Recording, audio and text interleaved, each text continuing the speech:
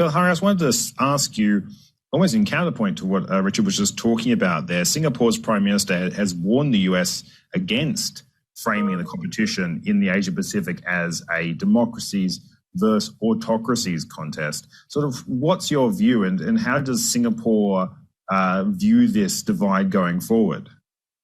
Well, my view is that it is a rather silly and simplistic way of framing the competition in the Indo-Pacific or anywhere else, all right? There are many types of democracies, and not all autocracies are alike, you know? Maybe you can frame it as some mainly Western type democracies versus some autocracies, to wit, Russia and China. But to put it in broad categories like democracy and autocracy is, to me, just silly. This is not how countries calculate their interests. I'll give you a couple of examples, right? Vietnam is an autocracy. It's a Leninist type system like China. But Vietnam has deep concerns about China and has had so for centuries.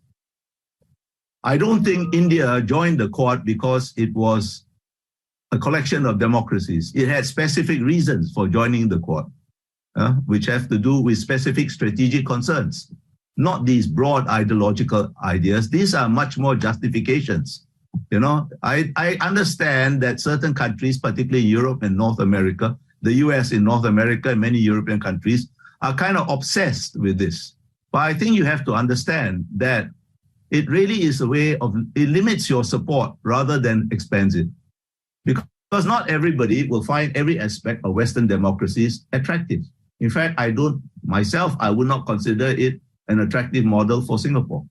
And not everybody will find every aspect of autocracies, of every autocracy, automatically abhorrent either. So it's a silly way of framing the thing. Simplistic, overly simplistic. It limits your support rather than expands it.